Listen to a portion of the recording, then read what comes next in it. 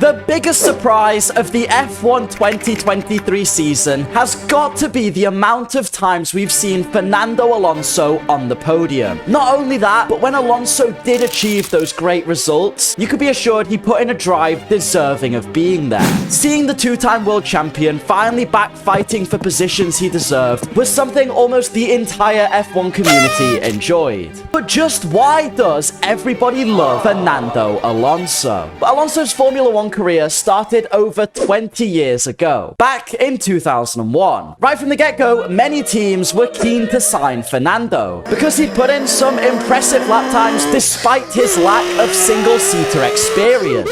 But it would be Flavio Briatore of Benetton that would have the honor of signing Fernando. However, due to Benetton's lineup of Fisichella and Jenson Button being locked out for the 2001 season, Alonso was loaned out to Minardi for 2001. Now, if you've heard that name before, you'll know that the team was absolutely terrible. For that year, Fernando spent most of his time trailing around at the back of the grid, in what was more of a lawnmower than an F1 car. Oh, and that was if the car even made it to the finish line. However, he did manage to consistently outperform his teammate by a large margin. So for 2002, Briatore wanted Alonso to move up to the now rebranded Renault team, and gave him the role of test driver for that season in order to familiarize himself with the car. And when we rolled over to 2003, Alonso was given a full-time drive. This is where we really start to see the Fernando we know today, with Alonso even managing to secure his first ever win at the Hungaroring that year, making him at the time the youngest ever race winner. And for 2004, Alonso continued to push forward, managing to finish an impressive 4th in the Drivers' Championship, behind only the dominant Ferraris and Jenson Button. But 2005 was the year Alonso really shone, beating McLaren's Kimi Raikkonen to the win in the championship that year, and then fighting and winning the championship against Michael Schumacher in 2006. This is where we first start to see a real love for Fernando. He won back-to-back championships, but not with a car that was completely dominant. Instead, with other teams that were hot on his heels, and Alonso had to use his racecraft and skills to stay in front of his rivals. Surely for Alonso, it was only up from here. 2007 was a tough year for Fernando. He had moved to the McLaren racing team, a consistently formidable rival, and he hoped to use their machinery to continue his success. But he couldn't have predicted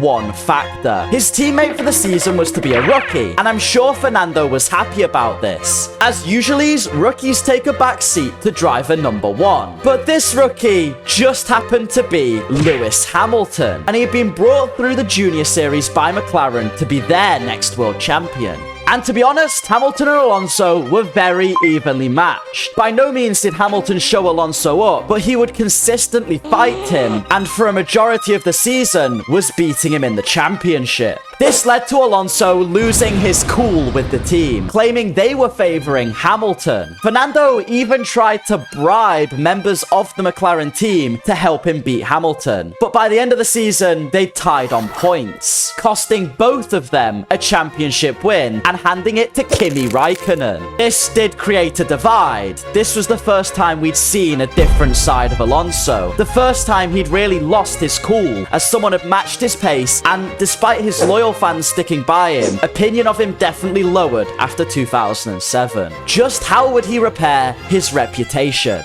Well, his move to Ferrari in 2010 was probably one of the greatest career decisions he made, as over the 4-year run with Ferrari, he was really able to show the Fernando of old again. Both in 2010 and 2012, Alonso brought the fight to the dominant Red Bull of Sebastian Vettel, finishing 4 points and 3 points behind Seb in each season respectively. And this was with a car many considered much worse than the Red Bull, and Fernando's luck was a lot less than favourable. And again, without any kind of dominant car, Alonso was able to challenge for a championship win. And this really brought a lot of love to Fernando. Not only was he up there fighting, but he was fighting for Ferrari, a team whose primary Italian fan base are fiercely loyal to any driver that brings them success. Unfortunately for Fernando, after 2012, Ferrari underdelivered, and he left the team. Bye-bye. McLaren was the next call for Fernando, and let's just say, Alonso's luck had run out.